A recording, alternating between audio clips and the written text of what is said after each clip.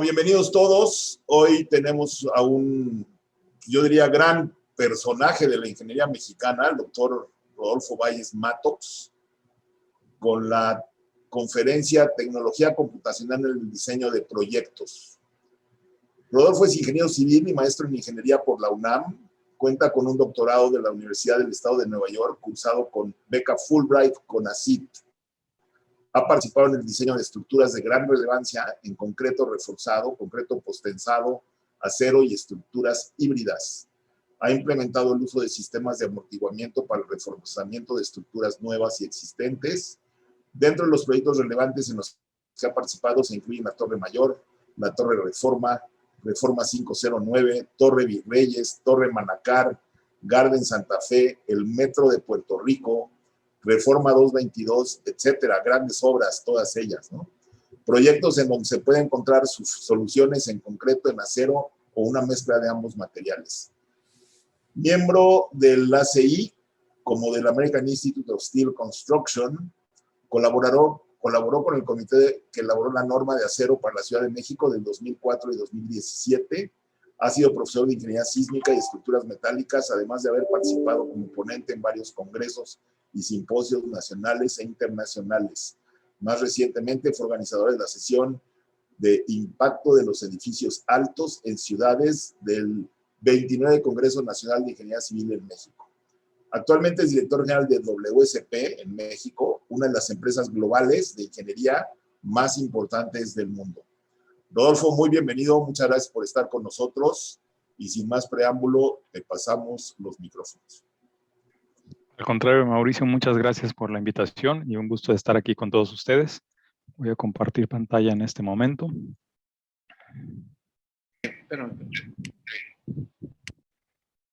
Nada más si me pudieran confirmar que ya se ve la primera de las láminas. Ya la vemos. Sí, todo bien. Perfecto. Lo que no sé si se ve el... le puedo poner aquí el señalador, supongo. Un láser por si necesitamos señalar algo. Bueno, pues un gusto estar con ustedes, un honor ser invitado a esta sesión. Además, entiendo que llevan 52, o sea que me honra estar aquí con ustedes. El día de hoy les quiero platicar sobre algunas de las herramientas que hemos utilizado computacionales para el diseño de varios proyectos y vamos a hacer un recorrido desde algunas de las herramientas que hemos usado, algunos de los proyectos en los cuales los hemos implementado, que algunos están ahí mostrados en la pantalla, ¿verdad? Y los retos que hemos tenido, ¿no? La verdad es que vivimos en una época sumamente interesante, ¿no? Yo todavía recuerdo hace, no sé, 20 años tal vez, cómo eran los celulares y lo que tenemos ahora, ¿no? Y lo mismo sucede con los sistemas computacionales. O sea, yo recuerdo cuando empecé a trabajar con Enrique Martínez Romero y nuestros equipos de dibujo eran dibujantes de papel y lápiz, ¿no? O sea, de tinta, del Leroy, ¿no? Y recuerdo que en esa época empezamos a hacer la transición al AutoCAD, ¿no? Y pues ahora potencializamos al día de hoy y tenemos herramientas infinitas veces más poderosas de lo que en aquel momento empezamos a desarrollar algunos de los proyectos. ¿Y qué nos ha permitido? Pues nos ha permitido pues abordar problemas más complejos, ¿no? Abordar geometrías más complejas, abordar con mayor certidumbre volumetrías, con mayor certidumbre los análisis que se tienen que hacer y quiero pues platicarles un poquito de estas herramientas que nos han ayudado en estos tiempos recientes. Yo, nada más que antes de empezar, tal vez esa frase que decía por ahí un ingeniero, decía es más importante la conceptualización de las cosas, ¿no? que el modelado, ¿no? Entonces, ahorita el gran riesgo que tenemos es que es muy fácil meterse al modelado, ¿verdad? Pero es importante no brincar de inmediato, sino tomar un tiempo para, pues, contextualizar, conceptualizar y planear lo que queremos hacer y ahora sí, usar la herramienta en todo su esplendor, ¿no? La herramienta no es inteligente, la herramienta es tan inteligente como el usuario, ¿no? Bien, pues algunos de los elementos que hemos estado usando Muy importantemente ahora, pues es el BIM, ¿no? Y el BIM ya es una práctica común en todos nuestros proyectos, pero ¿qué no es BIM? Pues BIM no es una solución mágica. BIM no es un software, es una metodología, no es un software, ¿verdad? Y BIM no es que solo sea rentable para algún tipo de construcciones, también hay una tendencia a creer que solamente para estructuras muy complejas, solamente para estructuras muy grandes, aplicaría el BIM. Y no es así, ¿no? Realmente hemos logrado cambiar la mentalidad y ahora en día, pues BIM lo podemos usar para cualquier escala de proyectos. ¿Qué sí es BIM? Pues es un modelo de negocios, es una plataforma en donde muchos de los colaboradores hablamos, ¿verdad? En esa misma plataforma, nos conectamos, más ahorita que estamos en home office, desde diferentes partes del mundo nos podemos conectar no solo a videollamadas, sino a manipular el modelo y construir el modelo y revisar el modelo, ¿no? Que sí es apoyar por tecnología el talento humano, como lo decíamos, ¿no? O sea, es darnos una herramienta todavía mejor, no sustituye a la creatividad y el conocimiento del ser humano, sino pues es una herramienta mucho más sofisticada, ¿no? Mucho más poderosa. BIM va mucho más allá de llevar a cabo un modelo en tercera dimensión. El secreto de esto es una metodología. Es una metodología para que construyamos algo en un mundo virtual antes de llevarlo a una construcción en la vida real. ¿En dónde interviene el BIM? Realmente el BIM interviene en todas las fases del proyecto, desde que se inicia, digamos, desde que se programa, desde que se hace, evoluciona el diseño conceptual, detallado, análisis, documentación, fabricación, y luego lo podemos inclusive seguir manejando, ¿verdad? Durante la fase de planeación y construcción, durante la logística de la obra, e inclusive lo podemos seguir manteniendo, que sería cuando podemos sacar el provecho total de la plataforma durante la operación del inmueble, ¿no? Ejemplos, si a ustedes les ha tocado rentar oficinas, ¿verdad?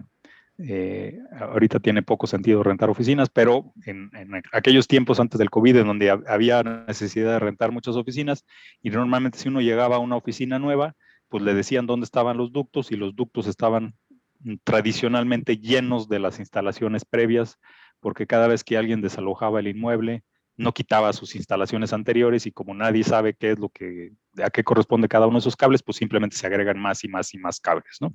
Mientras que si llevamos en el ciclo completo al BIM, podemos tener un BIM que tenga esta información, que tenga la información de inclusive los mantenimientos de los equipos, de las especificaciones de las bombas, de los aires acondicionados, etcétera, ¿no? Entonces, esto es BIM. BIM aplica en todas las etapas del proyecto. Necesitamos decidir en cuáles la queremos aplicar o en todas, ¿no? Tiene dos parámetros principales BIM, y les voy a mostrar ejemplos en un momento más. Probablemente esto ya lo han escuchado, tiene dimensiones, ¿no? Estamos muy acostumbrados a AutoCAD era en 2D, luego dio el brinco a 3D, pero esto es más allá de 3D, porque lo podemos llevar a 4D, en donde la cuarta dimensión es el tiempo, 5D, en donde la quinta dimensión pueden ser los costos. Entonces podemos ligar esto a presupuestación, ¿verdad? Tenemos volumetría de la misma plataforma, agregamos precios unitarios, y podemos tener presupuestos ya en la misma plataforma.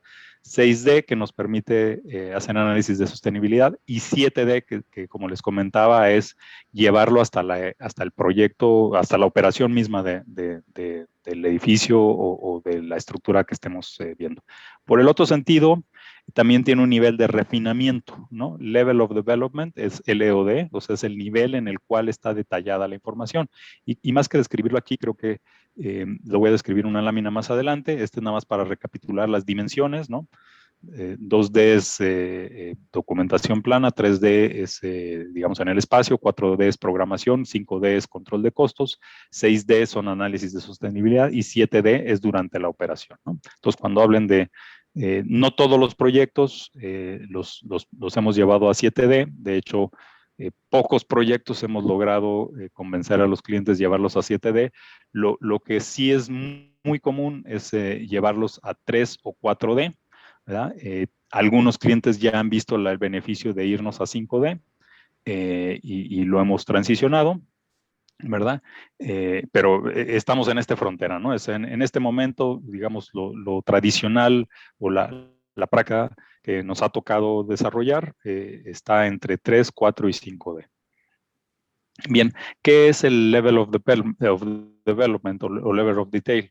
Es qué tanto detalle tiene nuestro modelo, ¿no? Y como lo usamos desde un prediseño hasta la fase de as-built o la construcción final, entonces el grado en el cual vertimos información en este proyecto, pues es cada vez más detallada, es cada vez más refinada, ¿no?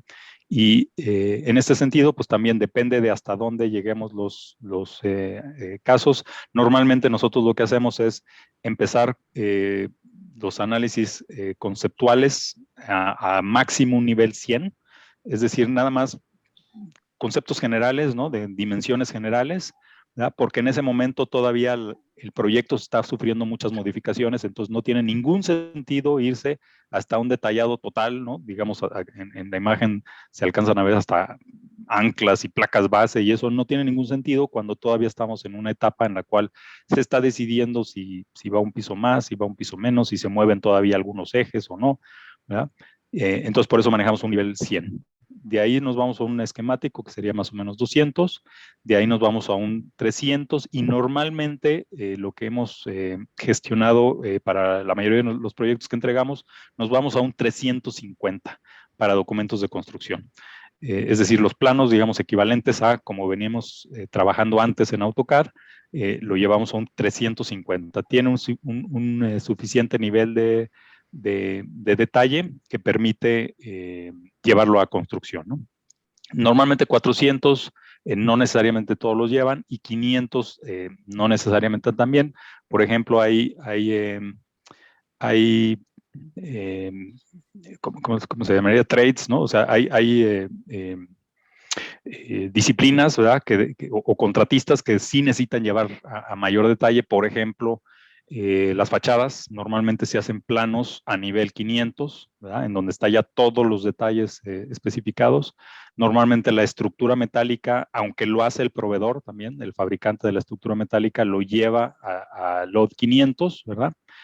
En la estructura de concreto no es tan tradicional que vayamos allá, tan allá, sin embargo, sí lo es. Un par de los proyectos que les voy a mostrar ahora, se entendió la ventaja de llevar los planos hasta 500, hasta un LOD 500, de tal manera que son planos de fabricación de varillas, fabricación despiece de varillas ya en el modelo Revit, y los dos proyectos son Torres Reformas 1 y el otro es la nueva tienda de IKEA en Oceanía, Ciudad de México.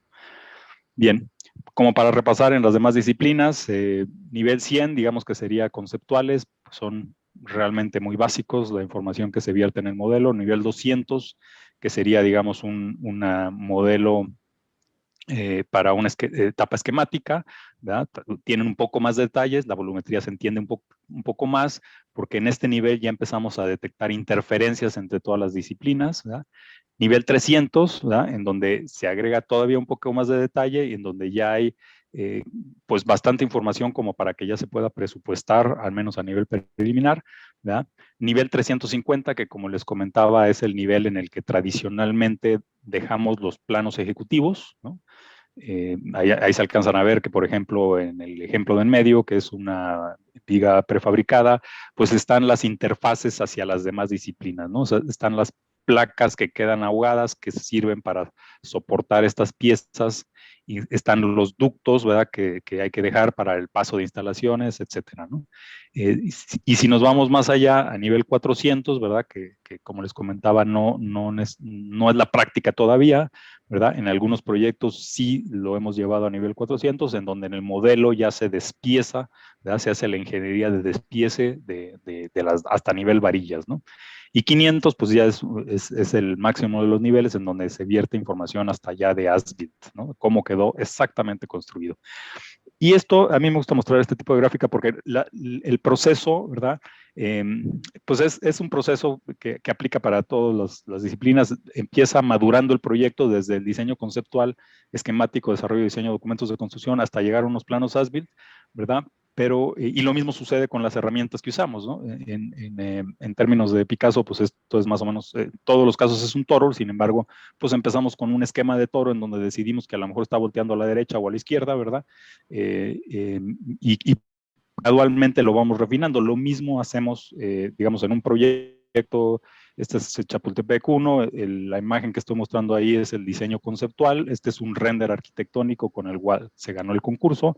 Ya que empezamos la ingeniería, el diseño esquemático, se veía pues sumamente costoso esta pantalla con verde también ahí, despegada, es una segunda piel. Entonces, en vez de tenerla despegada, se pegó, o sea, sí existe la segunda piel, sin embargo, no está en ese cantilever enorme, sino está pegada. Este ya es el render arquitectónico con parte de la interfase ya con las demás disciplinas, incluyendo la estructural, ¿verdad? Que sería equivalente a un diseño esquemático, ¿verdad? En el desarrollo de diseños esquemáticos también involucran, por ejemplo, modelaciones muy a grosso modo. Este es un modelo en donde el suelo está sumamente detallado, ¿verdad?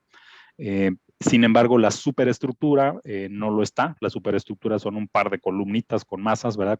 Simulando las rigideces de Torre Mayor y de Reforma 509, porque estábamos muy preocupados la interacción que podía tener uno con otro, ¿verdad? Pero lo necesitábamos a nivel del suelo, de la excitación que viene por sismo. Entonces no tenía ningún sentido tener una estructura sumamente detallada arriba cuando realmente todavía estábamos entendiendo qué eran los efectos en el vecino y en nuestra estructura por tener el vecino, ¿no?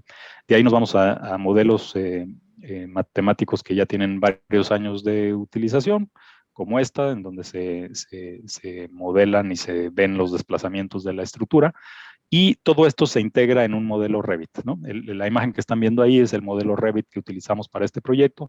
Este modelo Revit ya es el producto, digamos, o este fue el entregable para documentos de construcción. De todas maneras se entregan los planos, pero los planos salen como una segunda etapa del modelo Revit, ¿no? Del modelo BIM, ¿no? En este caso utilizamos la plataforma Revit. ¿Qué ventajas tiene? Que todas las disciplinas usaron el mismo modelo, entonces hay información de la parte arquitectónica, que es fácil cruzar con la información estructural, que es fácil cruzar con la instalación hidráulica, sanitaria, eléctrica, aire acondicionado, etcétera. Y entonces es muy fácil detectar cómo llegaría al proceso de obra, ¿no? Entonces, repitiendo el mismo esquema en Level of Development, ¿no? Pues tal cual sería desde un conceptual hasta ya la ejecución en campo y vamos subiendo el nivel de detallado en nuestro modelo, ¿no? Voy a saltar esta información.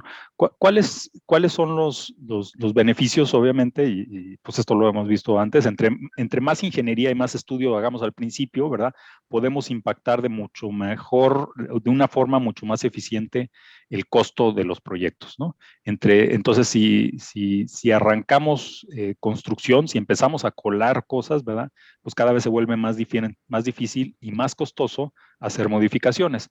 Entonces, la idea es, en vez de colar con concreto, colar en una plataforma virtual, ¿verdad? Que nos permita visualizar los problemas, madurar el proyecto virtualmente para luego pasarlo ya a construcción. Entonces, no perder el beneficio, ¿verdad? De poder hacer ahorros importantes, ¿no? Las curvas, digamos, uno es la capacidad, esta seguramente la han visto muchas veces, es la capacidad de impactar, ¿verdad? Un proyecto. Cada vez conforme vamos llegando a etapas posteriores del proyecto es más difícil impactarlo. La gráfica 2 o la curva 2 que va aumentando normalmente exponencialmente, ¿verdad? Es el costo de implementar unos cambios, ¿verdad? Y la gráfica 3 trata de demostrar cómo es el esquema tradicional de diseño, en donde, pues sí, empezamos a aumentar precisión, ¿verdad? Y hay veces se traslapa un poco con el inicio ya de construcción. Lo que queremos hacer con los modelos BIM es adelantar el detallado, ¿no? tener mucho más detallado antes para que podamos ver áreas de oportunidad y problemas, ¿verdad? Antes de llegarlos a tener en el campo. ¿Cuáles son los grandes retos? Y los grandes retos son que llega un momento de pánico, ¿no? Porque, como se lo imaginarán, el construir el modelo antes lleva muchísimas más horas de lo que tradicionalmente representa hacer un modelo de AutoCAD. Aquí vemos en la gráfica central punteada cómo pues, los esfuerzos de AutoCAD empiezan poco a poco, ¿no? Van evolucionando y luego ya empieza a tener un flujo de información ya más interesante, pero lo que queremos es precisamente recorrer esta información antes, pero para eso necesitamos setear un modelo que lleva mucho más tiempo que hacer un simple esquemita en AutoCAD. Entonces, llega un momento en el cual la visión tradicional de ver las cosas se desespera, ¿verdad? Y dicen, no, no, no, es más rápido hacerlo en AutoCAD, ¿verdad? Ya lo hubiéramos tenido en AutoCAD, pero se pierde la visibilidad de que realmente no estamos construyendo un croquis, ¿verdad? Que sí hubiera sido más rápido construirlo en AutoCAD. Se pierde la visibilidad de que lo que estamos haciendo es una plataforma, ¿verdad? Que es una base de datos, ¿verdad? Que nos va a permitir llevar el proyecto hasta inclusive la operación, si así lo deseáramos, ¿no? Entonces, de los grandes retos es, uno, la resistencia al cambio, ¿verdad?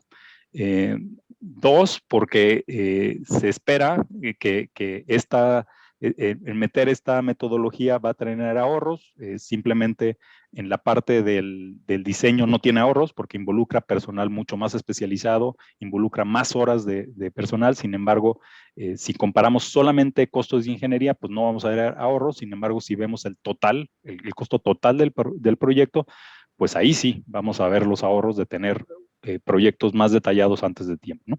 Genera costos indirectos para la compañía porque se requieren de menos recursos. Hay que tener capacitación del personal, no es un dibujante convencional, son modeladores, es un híbrido, o sea, es un híbrido entre una persona que sabe de ingeniería y sabe dibujar, ¿no? En los despachos tradicionales, yo recuerdo cuando empecé mi desarrollo profesional, pues estaba el equipo de dibujantes y estaba el equipo de ingenieros, ¿no? El que hace BIM puede ser un híbrido y más ahora, como lo vamos a ver, que empiezan a haber cada vez más intercomunicación entre los softwares, entonces el software de análisis se comunica cada vez más fácilmente con el software de la plataforma BIM, ¿no?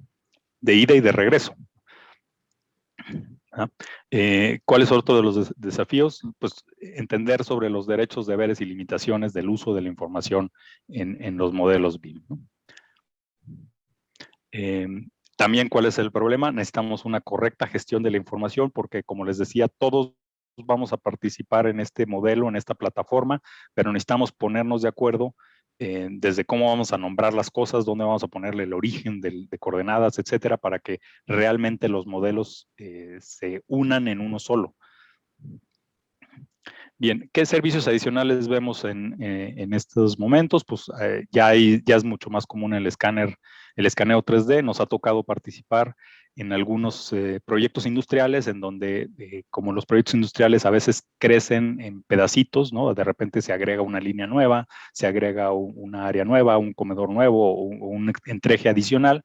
Y entonces el proyecto tradicional en CAD pues no sigue esa historia y entonces normalmente se pierde y ya nadie sabe dónde está el plano completo de la información. Entonces, para ese tipo de casos se puede hacer un escaneo láser, ¿verdad? En donde se hace un procesamiento de datos, se levanta una nube de puntos como la que se muestra aquí a mitad de la pantalla, ¿no? El escáner hace un barrido general de la estructura, detecta los tubos, detecta las columnas, los equipos que están ahí, ¿verdad? Y luego se procesa para convertir estas imágenes ya en elementos sólidos con información.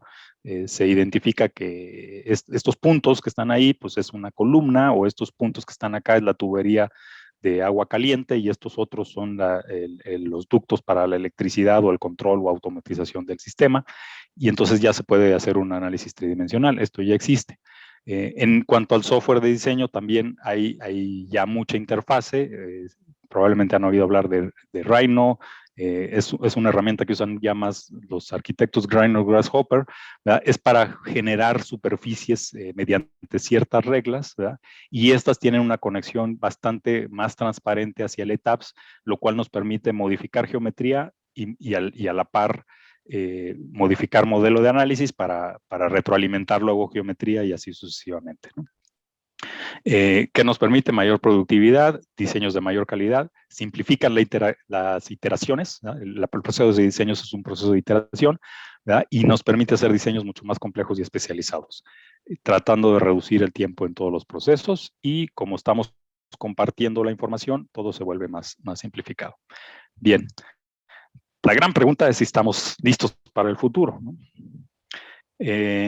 Y bueno, como decía Bill Gates, las computadoras no para resolver problemas que antes no existían, ¿no? Avanzamos en sistemas computacionales y parece que nos gusta entonces llevar al límite, ¿no? Y entonces conseguir nuevos proyectos, nuevos retos, ¿verdad? Que nos permiten, no sé cuál sea primero, ¿no? Si el reto y luego la ingeniería o van muy a la par, ¿no? El aumentar el nivel de reto con el nivel de las herramientas que tenemos, ¿no? Y por el otro lado, el aspecto negativo es, bueno, las personas siempre le temen al cambio, le temían a la electricidad cuando fue inventada, ¿no? También una frase de Bill Gates. ¿Qué existe también? Como les comentaba, la ingeniería inversa, que es empezar al revés, desde lo que existe hacia la modelación, la automatización de las cosas mediante las interfaces de los productos, la interoperabilidad, que como les comentaba, permite crear, pasar de una plataforma de visualización a una plataforma de análisis y viceversa, ¿verdad? Permite tener acceso desde diferentes lugares, plataformas. Hoy en día prácticamente todos los proyectos los hacemos en plataforma BIM usando el software de Autodesk y aprovechamos el A360, que es una plataforma en la nube que nos permite todos conectarnos a esa misma información. Ya no es necesario tener nosotros un servidor al cual le damos acceso a otras disciplinas, sino en la nube tenemos ya una plataforma en la cual todos podemos colaborar. Ingeniería predictiva para poder hacer simulaciones de diferentes índoles, ¿no? Viento, asoleamientos, flujos de personal, flujos de cargas, etc. Diseño generativo, como les decía, para buscar nuevas formas, nuevas geometrías. Bien, me voy a construcción virtual, también algunas de las herramientas y construcción digital, ¿verdad? Y quisiera empezar ya con algunos de los ejemplos que nos han tocado participar, porque todo esto son conceptos que a lo mejor, pues ya muchos de ellos los han escuchado. Tenemos la oportunidad ahorita de participar en una estructura que está inspirada, por razones de confidencialidad no puedo decir dónde está, pero está inspirada en este templo que está en Chile. La estructura que se va a construir no es un templo, pero está inspirada, digamos, en esta forma geométrica. No es exactamente igual, pero sí es muy similar. El arquitecto desarrolló la geometría en Rhino, ¿no? Que es una de las plataformas. Nosotros para el análisis usamos SAP y SAFE. Sin embargo, digamos, para transmitir la información lo usamos en Revit, ¿no? Entonces aquí estamos viendo tres plataformas que se comunican entre ellos, ¿verdad?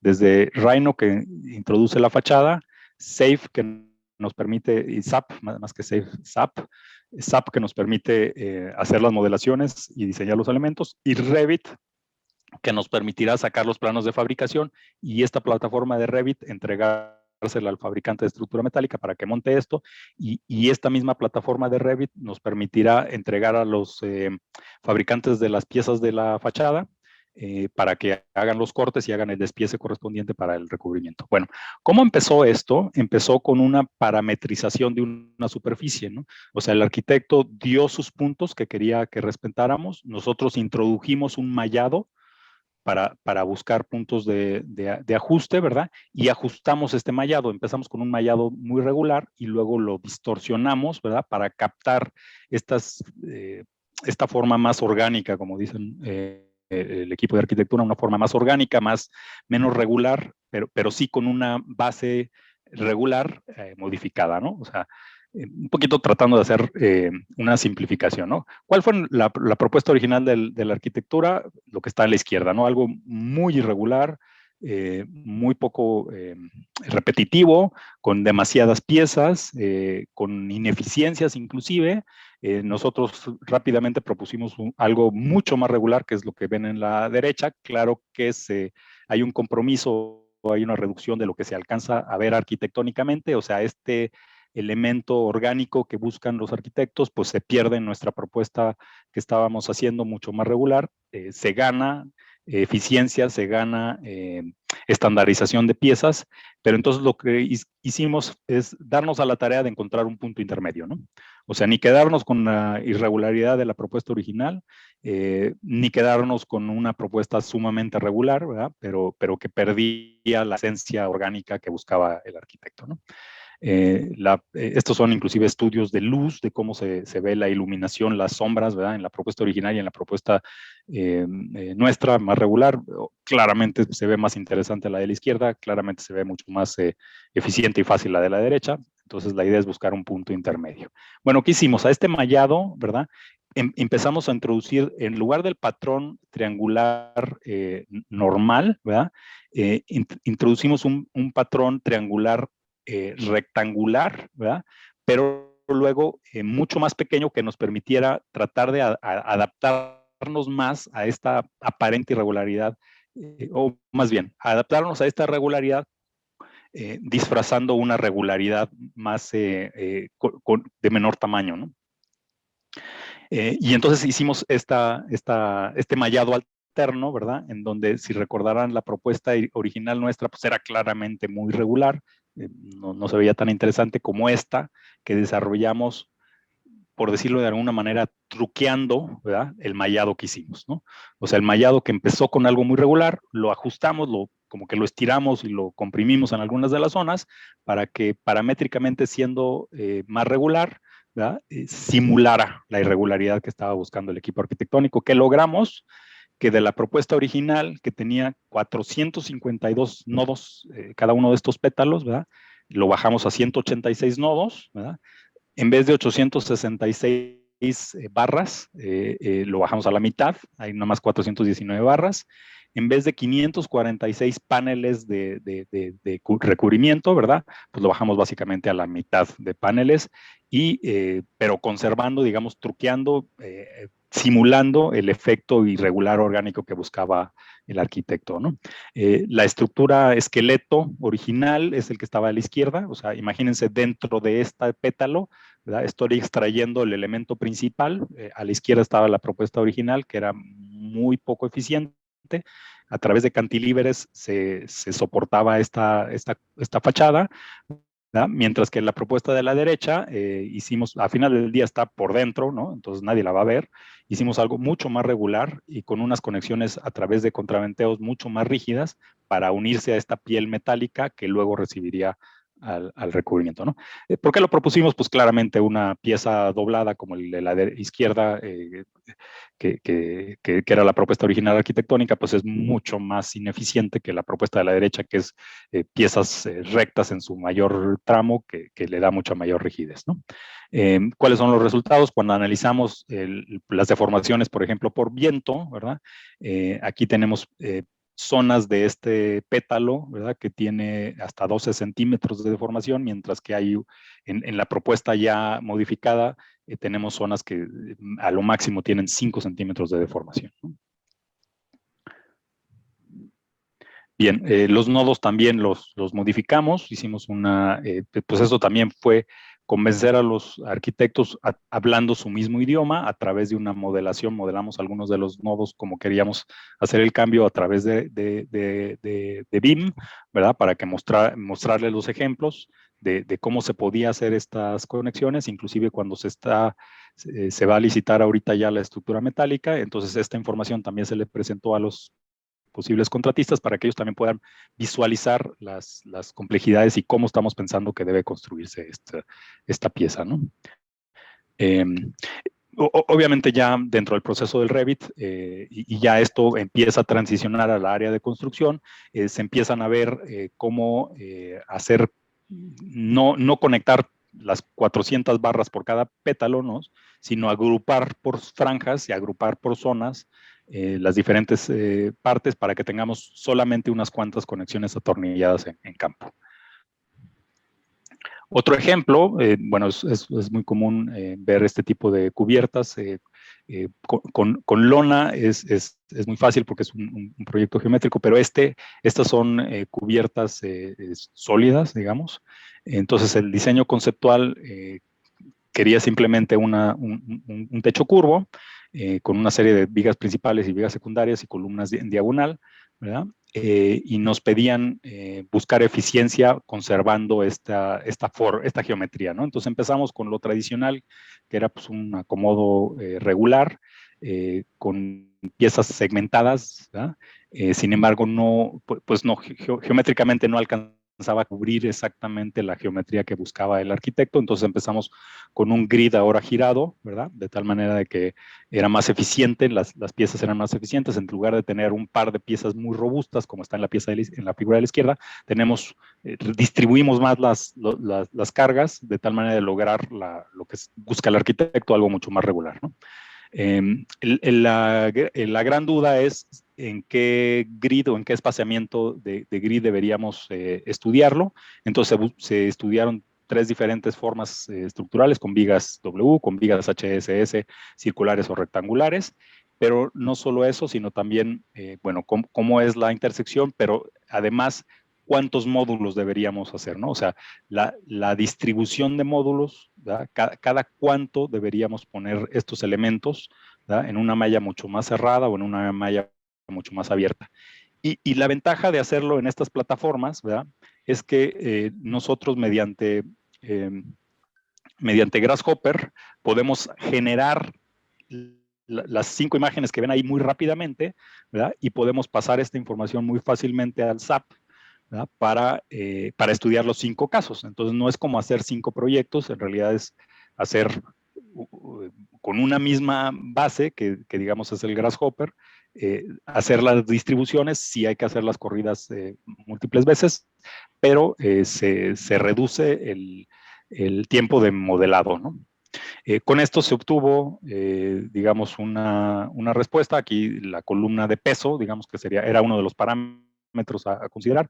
Se encontró que el patrón de 5x5, mallado de 5x5 era el que menos peso tenía, sin embargo, geométricamente todavía mostraba ciertos quiebres, entonces se optó, incorporando la opinión arquitectónica, a un grid de 6x6, que es un poquito más caro, digamos, un poquito más pesado, sin embargo resuelve el tema de la geometría, ¿no? Aquí hay simplemente algunas imágenes perdón, dije Grasshopper, pero fue en Rhino.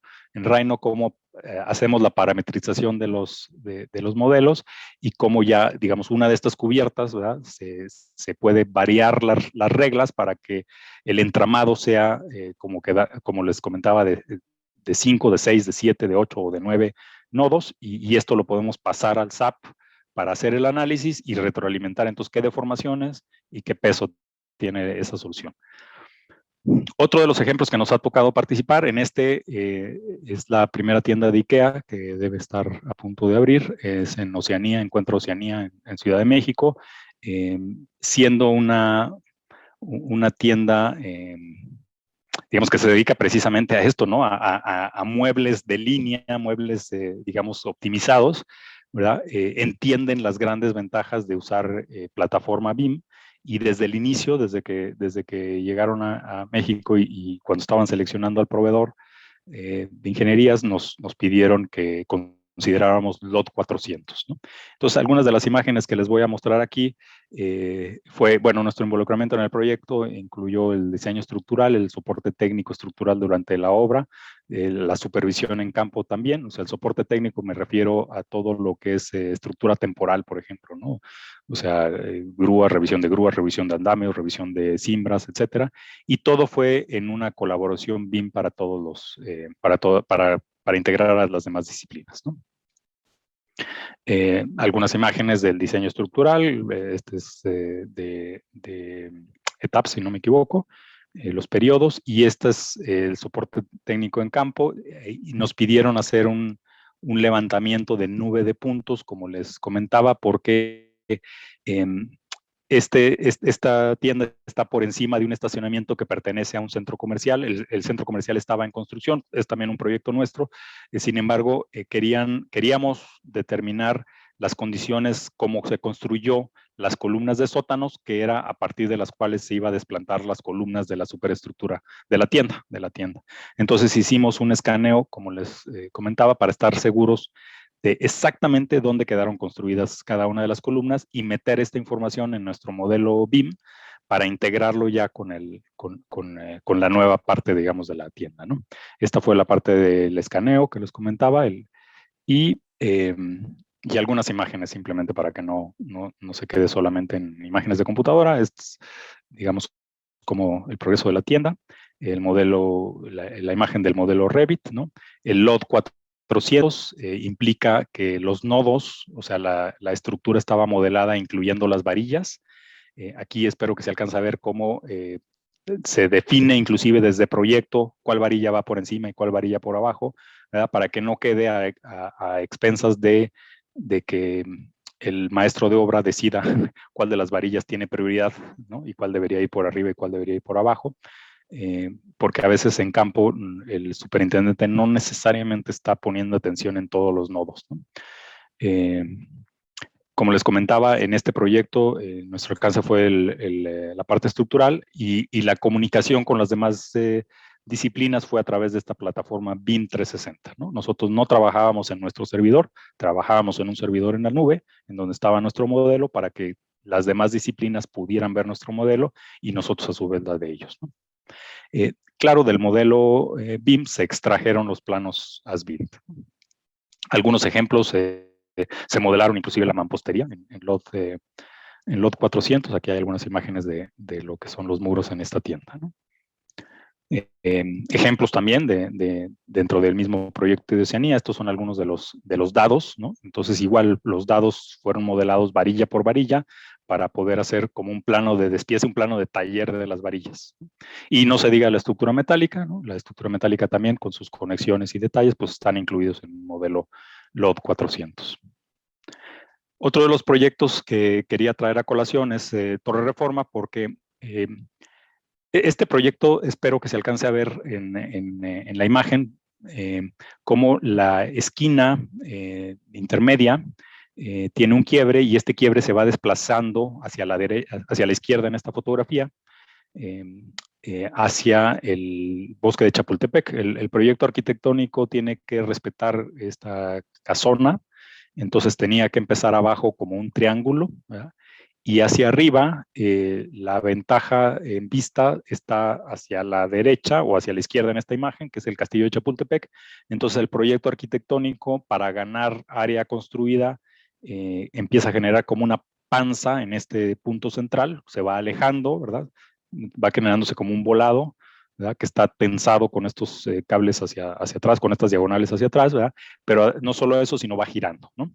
Entonces, todo esto se podrán imaginar que absolutamente todos los pisos son diferentes, y sería una locura hacer un plano de AutoCAD piso por piso. Entonces, una herramienta como el BIM está perfectamente hecha para este tipo de geometrías más complicadas, en donde, como se imaginarán, absolutamente todas las conexiones eran diferentes. ¿Por qué? Porque el giro, ¿verdad? La inclinación, el giro, el ángulo es diferente en cada uno de los niveles. Bueno, a la izquierda está el modelo Revit del proyecto, a la derecha simplemente las áreas que componen el edificio, pero aquí lo importante es que en una plataforma, claro que se podría haber hecho en un AutoCAD, y claro que hasta se podría haber hecho a mano, ¿verdad? Pero ¿en cuánto tiempo y con qué nivel de precisión? Por eso es muy importante llevarlo a un modelo integrado. Quería sí entrar a la parte tal vez un poquito más matemática de este proyecto, porque como se muestra aquí, hay diferentes cargas en el predio. En la torre amarilla, o sea, la zona con amarillo tiene 57 pisos de carga. La zona acá al frente Ashurada tiene 2 pisos de carga, que son el edificio catalogado. La zona azul Es un edificio de 14 pisos con un edificio robotizado, y la zona que está como rosita es un edificio de 23 pisos en donde están los shuttles de los elevadores y están unos tanques elevados y unas subestaciones y demás servicios, ¿no? Y entonces esto impone condiciones sobre el terreno diferentes. ¿Qué es lo que se tuvo que hacer? Igual, un mallado, ¿verdad? Muy preciso de la cimentación, en donde se modeló también los muros Milán de la estructura. Se juntaron los dos para ver la deformación, digamos, sí, la deformación diferencial que podríamos tener en este proyecto, ¿no? Y verificar que estaba dentro de los límites. Tuvimos que aumentar la profundidad de algunos de los muros pila. La construcción de de los muros pila y de todos los sótanos, inclusive esto corrió a cargo de Simesa. Algunos de estos muros los tuvimos que llevar al límite de los 60 metros de profundidad. Se hacen este tipo de análisis también, son herramientas matemáticas que existen. Este es un modelado que nos entregó Simesa en uno de sus programas, que hace la secuencia de excavación. Y bueno, todo esto para llegar a esta geometría complicada, ¿no? Voy a saltar un poquito más, aquí hay algunas imágenes simplemente. Creo que el mensaje importante es que si no tuviéramos las herramientas que tenemos hoy en día, tanto de análisis, ¿verdad? De estructural, como de modelación, ¿verdad? Como de generación de la estructura, pues este proyecto hubiera sido mucho más tardado para poder hacer y probablemente más costoso. Otro proyecto con una geometría muy complicada, ¿verdad? Es Reforma 509, en donde hay una zona que se reduce, se recorta, ¿verdad? Para no generar más metros cuadrados de construcción en la parte alta, para tener menos masa, digamos, en la parte superior, pero además porque los pisos superiores son de hotel, y los hoteles no necesitan tantos metros cuadrados, o sea, tienen que tener una ventana y que sea muy alargado. La habitación pues no ofrece ninguna ventaja, entonces mejor hacerla más corta la habitación y que tenga su ventana viendo el bosque de Chapultepec, ¿no? Los retos, el predio tiene 26 metros de ancho, ¿verdad? Y en esos 26 metros de ancho construimos 241 metros de altura, ¿verdad? Y hacia abajo 37 metros de los 12 niveles de sótanos, ¿no? Nuevamente, ¿cuál es la complicación aquí? La geometría, ¿no? Aquí muestro algunas, esta es una imagen del Revit que se construyó para el proyecto. Tiene básicamente 4 ejes estructurales principales, ¿verdad? Donde están los contraventeos, 2 en las fachadas largas, digamos, y otros 2 en las perpendiculares. Hay diferentes condiciones, por ejemplo, espero se alcance a ver aquí que se retrae, que se desvía la geometría de la estructura, o sea, no nace recta desde abajo hasta arriba, sino sube 13 pisos, luego se desvía hasta el piso 19 y de ahí vuelve a subir ya a plomo. Esto es para alejarnos lo suficiente de Torre Mayor y cumplir con la distancia al predio, ¿no?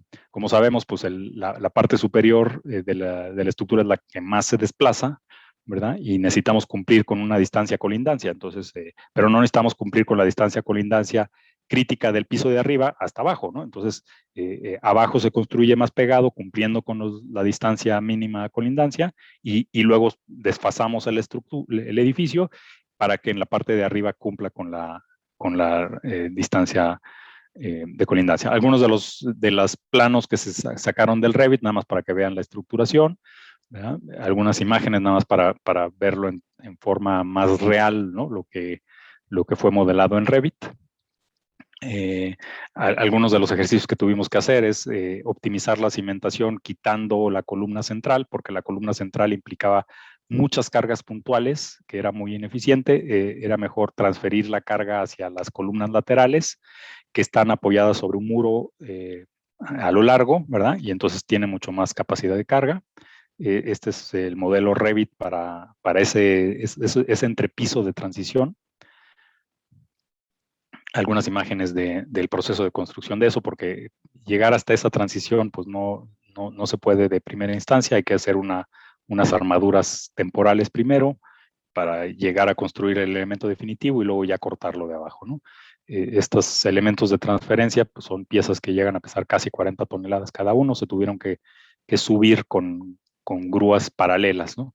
Y todo este tipo de ejercicios, Lendis es el que estuvo a cargo gerenciando este proyecto, todo este tipo de ejercicios se pudieron hacer gracias a tener la información en BIM, ¿no? O sea, en BIM era fácil extraer el peso de cada una de las piezas, ¿verdad? Y poder hacer análisis de secuencia de construcción. El modelo matemático, como les decía, uno de los cuestionamientos que teníamos era la influencia entre ambas estructuras que están muy cercanas, Torre Mayor y Chapultepec 1. El modelo inicial que les mostraba era muy simplificado en la superestructura. Ya para la fase final, obviamente, el modelo de la superestructura de nuestro proyecto estaba ya totalmente detallado, ¿no? Sé que estoy un poquito corto en tiempo, pero me voy entonces a brincar esa lámina. Estas animaciones que están viendo ahí fueron desarrolladas por el equipo de Simesa, que también es muy útil porque este tipo de información, digamos, esas animaciones que están viendo ahí cómo se construye el muro Milán, no les voy a decir cómo porque pues, todos saben, pero los clientes no necesariamente saben, ¿no? Entonces es muy fácil, y poderles mostrar este tipo de animaciones en donde ellos pueden ver cómo tuvimos que poner una tablestaca primero, ¿verdad? Se pusieron ahí todos los hilos para el proceso de los lodos, cómo hace el equipo la excavación mediante 3 mordidas típicamente, ¿verdad? Y se mete la jaula, bueno, los sellos para que no haya fuga de agua, ¿verdad? Y luego las jaulas de armado, y luego se hace el colado, ¿no? Este tipo de imágenes, además de que es muy útil para el cliente, también resultó bastante útil para a veces los demás involucrados, como los vecinos, que en este caso en el predio de atrás teníamos al equipo de unas oficinas de la Comisión Federal de Electricidad y estaban muy nerviosos sobre nuestra construcción a 37 metros de profundidad a unos cuantos metros de su edificio, ¿no? Aquí hay otras animaciones. Esta es la construcción, digamos, de los muros interiores, ¿verdad? Que son, como les comento, son herramientas que al día de hoy tenemos para que nuestro cliente, que no tiene por qué ser un ingeniero a veces, ¿verdad? Sobre todo si es un desarrollador, ¿verdad? Siempre es muy bueno que tenga concepto de lo que está haciendo, pero les podemos ayudar mucho con este tipo de animaciones, ¿no? Aquí lo que estamos mostrando es la construcción de la trave de coronamiento. A la izquierda ven nuestro modelo de Revit, ¿verdad? En donde se ven en rojo los elementos metálicos que quedaron ahogados en esta trave de coronamiento de 8 metros de profundidad. También este es un proyecto por Simesa. La construcción fue por Simesa. Y los perfiles aquí ahogados metálicos dentro de esta trave de coronamiento azul que une todos los paneles, ¿no?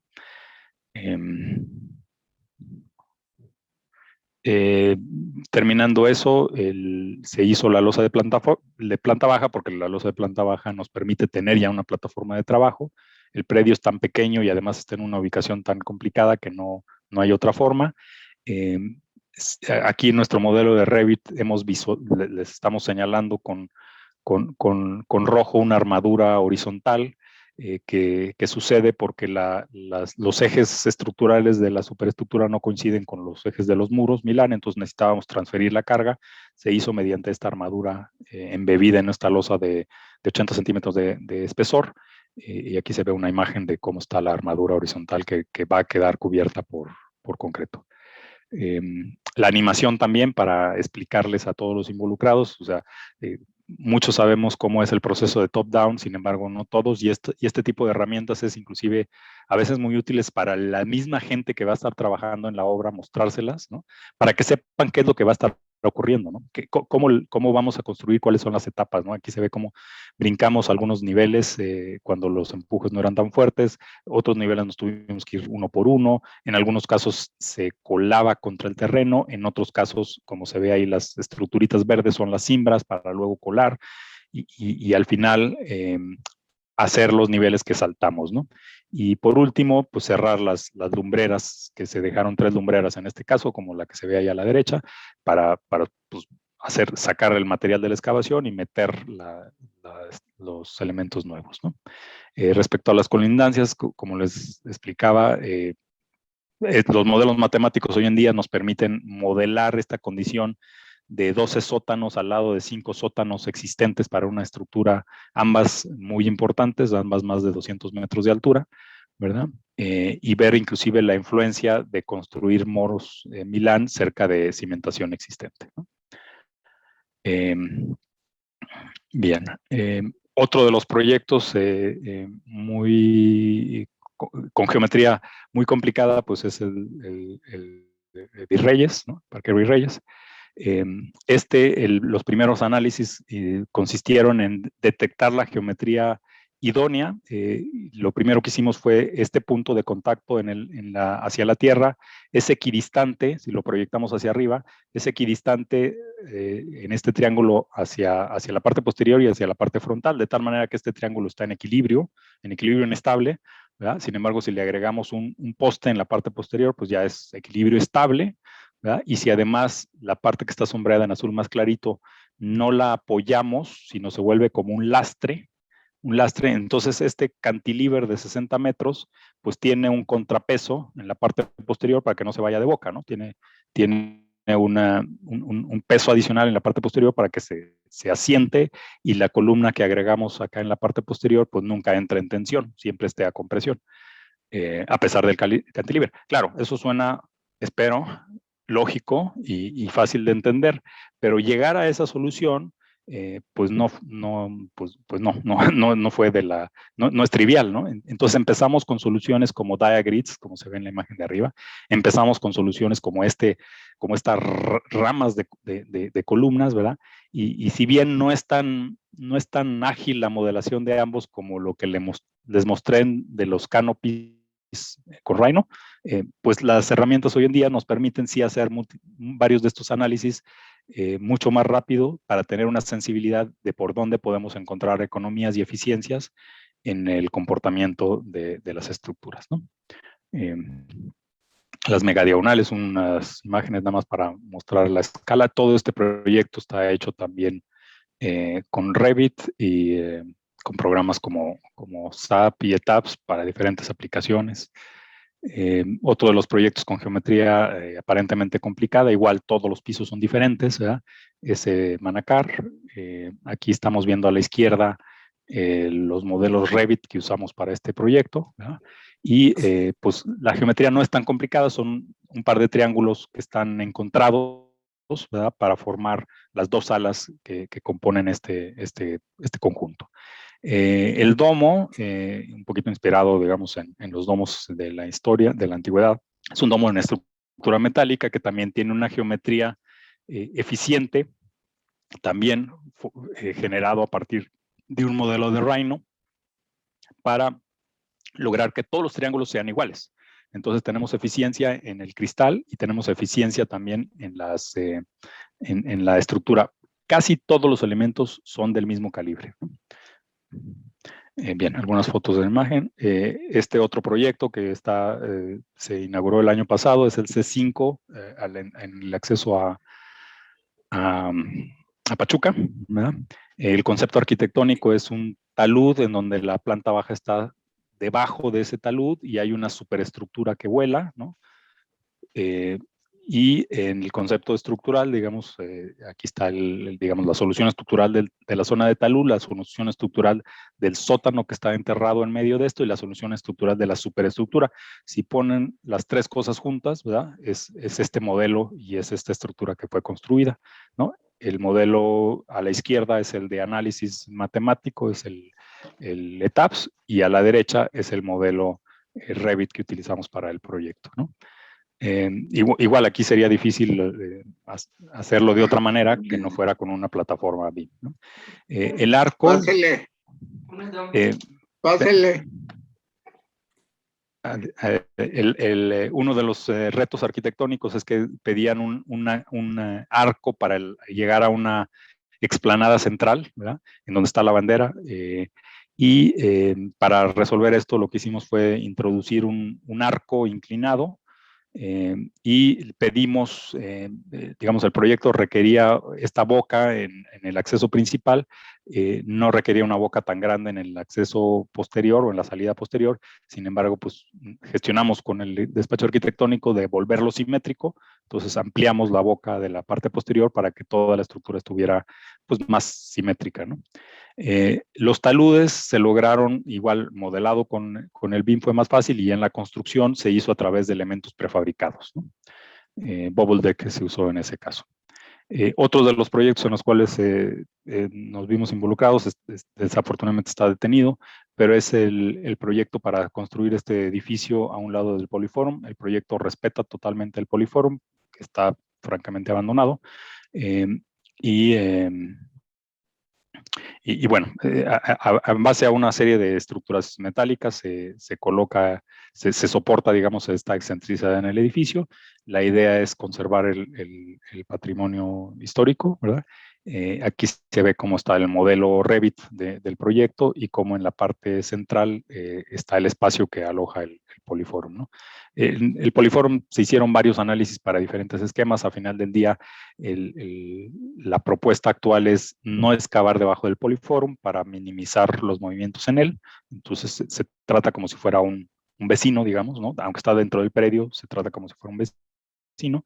Se arreglaron los sótanos para poder convivir sin ese espacio de sótanos. Los primeros análisis estábamos haciendo, bueno, los primeros análisis fue moverlo, lo cual, dada la experiencia con la casona de Torre Reforma, la primera propuesta fue moverla. La verdad es que hubiera sido muy sencilla porque lo que habría que mover es la parte metálica, es fácil desconectar, fácil mover, ¿verdad? Y fácil de controlar sus deformaciones. Sin embargo, esa no fue aceptada por el INBA. La segunda propuesta fue colocar una superestructura debajo, un poquito como la charola que construimos en Torre Reforma. Sin embargo, están ya no moviéndola, sino simplemente soportándola durante el proceso de excavación, ¿verdad? Y colocar unas pilas hechas a mano para que esta estructura se soportara ya de forma profunda y luego pudiéramos excavar debajo, ¿no? Todo esto, pues, obviamente, gracias a la herramienta matemática es posible hacer. Sé que ya estoy un poquito pasado de tiempo, entonces nada más creo que me faltan unos cuantos ejemplos. Este es Torre Colón, intervenimos en los diseños preliminares de este proyecto. Es un sistema de outriggers, la geometría nuevamente es bastante complicada, por lo cual es muy importante tener una plataforma que se pueda comunicar entre BIM y los modelos matemáticos de análisis, porque de lo contrario cualquier ajuste implicaría, digamos, mucho trabajo para volver a modelar la estructura, ¿no? Mientras que si hay una comunicación directa, si uno mueve la geometría en nuestro modelo estructural de BIM, nosotros podemos en automático mover el modelo estructural en etapas en este caso, ¿no? Es importante recalcar tal vez lo que acabo de decir, ¿no? El modelo estructural de BIM está dentro del área de estructuras. No podemos digamos, cada quien mueve en el modelo lo que les corresponde, ¿no? Entonces, las columnas las mueve estructuras, no las mueve arquitectura, ¿no? Arquitectura podrá objetar, pero lo que no podemos hacer es que de repente nos encontremos que nuestra columna ya no está en el eje que preveíamos porque arquitectura la movió. No, para moverla, ¿verdad? Nos tiene que pedir permiso, o más bien, nos tiene que pedir a nosotros que lo movamos. Y es lo mismo con las tuberías, ¿no? O sea, si vemos un tubo que atraviesa una trave, ¿verdad? Nosotros no podríamos mover el tubo, ¿verdad? Y ellos no podrían perforar nuestra trave, pero el modelo nos va a decir que hay un conflicto ahí, ¿no? Y entonces nos va a señalar a ambas disciplinas diciendo que tenemos que resolver algo, ¿no? Ya sea que nosotros aceptemos abrir un agujero o que la trayectoria se vea modificada. Y lo mismo sucede con las demás ingenierías, ¿no? O sea, aire tiene que evitar conflictos con eléctrico e hidrosanitario y entre ellos también, ¿no? Otro ejemplo, estamos participando en el aeropuerto de Tijuana, la ampliación del aeropuerto de Tijuana. Es un proyecto pues estructuralmente con grandes claros. Sin embargo, el reto tal vez más importante es que vienen todas las ingenierías ahí metidas. El alcance nuestro incluía todas las ingenierías, estructuras y MEP. ¿verdad? Y nuestro modelo, arriba están viendo una imagen del modelo de análisis estructural, abajo están viendo un modelo BIM ya integrado con todas las disciplinas, y a la derecha una foto más o menos reciente de la construcción. Lo mismo acá, es otra vista. Suceden muchas instalaciones, ¿verdad? Y de gran volumen, ¿no? Hay mucho movimiento digamos, de aire para que el espacio sea confortable. Hay muchísimas señales de altavoces, de protección contra fuego, etcétera, que uno no necesariamente capta cuando uno va al aeropuerto, ¿verdad? Suceden muchas cosas de sistemas de control, ¿no? De automatización, de control, de cámaras, ¿verdad? De IT, etcétera. Suceden muchas cosas en estos espacios, ¿no? En este proyecto teníamos también como responsabilidad entregar el catálogo de conceptos base, ¿verdad? Y entonces hicimos la siguiente dimensión, la quinta dimensión, ¿verdad? En donde cada elemento que generamos en el BIM, ¿verdad? Le asignamos un cuco, ¿verdad? De tal manera que cuando uno le da clic en cualquiera de los elementos, ya sea un tubo, una lámpara, un piso, una columna, ¿verdad? Está ligada, tiene una clave, ¿verdad? Que, digamos, en este caso, no sé qué elemento está seleccionado, pero en este caso tiene esa clave, y entonces esa clave conecta directamente con el catálogo de conceptos, ¿no? Entonces la volumetría sale del BIM, nosotros en la paquetería ponemos el precio unitario, ¿verdad? Y si se llega a ver algún ajuste en estas piezas, ¿verdad? En estos elementos que sean más largos, más cortos, o se cambia la especificación, entonces se cambia el catálogo de conceptos en automático, ¿no? Otro proyecto es una destilería, aquí pues similar a lo que les decía del aeropuerto, que hay muchas instalación especial. En una destilería pues hay muchísimos tubos, ¿verdad? De los diferentes procesos. Estas son imágenes del modelo BIM que estamos utilizando para este proyecto, ¿verdad? Y están en diferentes colores precisamente para distinguir, ¿no? los diferentes líquidos que van a pasar por este proceso. Algunas fotografías para, digamos, al área de industria, también otro ejemplo de área de industria para Alpura. Estos son una ampliación que nos pidieron colaborar, equipos y demás en esta nave nueva, ¿verdad? Y algunos otros ejemplos ya para finalizar. Tal vez cabe resaltar el de la derecha, ¿no? El de la derecha es un proyecto de Tadao Ando, en donde la geometría en la parte inferior digamos, es el proyecto, o es una parte importante de la componente del proyecto. Entonces, también fue modelado en BIM. Ahí arriba se alcanza a ver el modelo BIM que hicimos.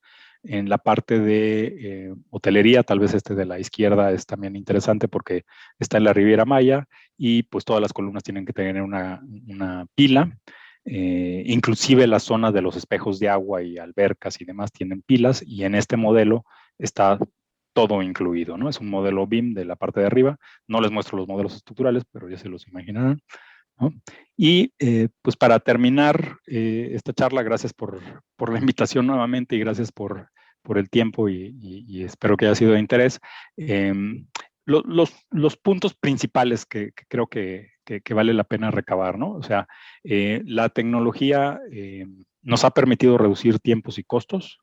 Todos estos proyectos que les he mostrado se podrían haber hecho con métodos tradicionales, con herramientas tradicionales, pero el hacerlos en estas plataformas nos permiten hacerlos de forma más eficiente.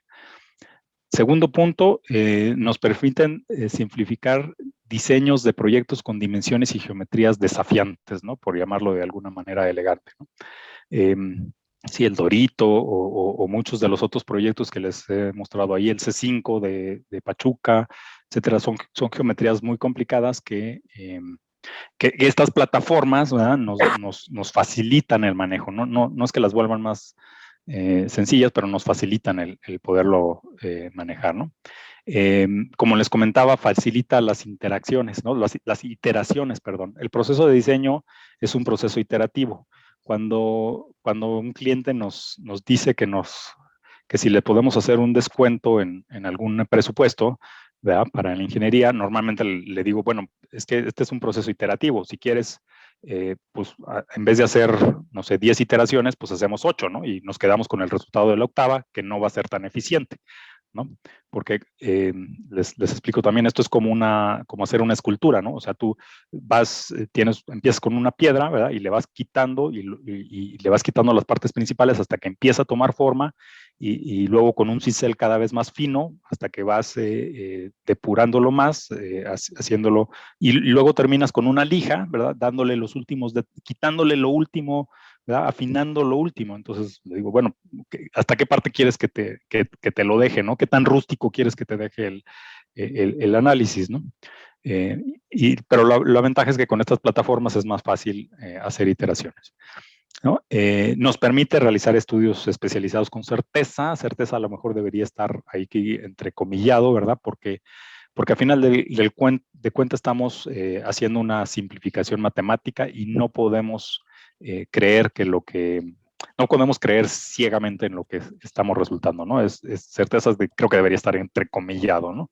Con mayor precisión, ¿no? Con mayor nivel de precisión, tal vez. Una de las grandísimas ventajas es que nos permite compartir de manera inmediata la información. Como les comentaba, varios de los proyectos que les mostré ahorita no se hicieron en una misma oficina.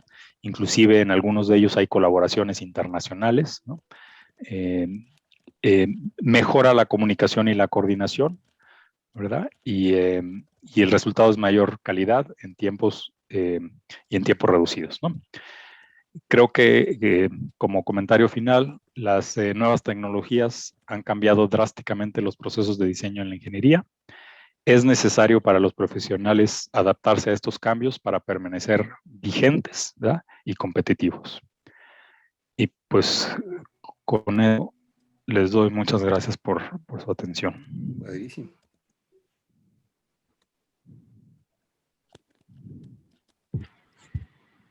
Muchas gracias, Rodolfo.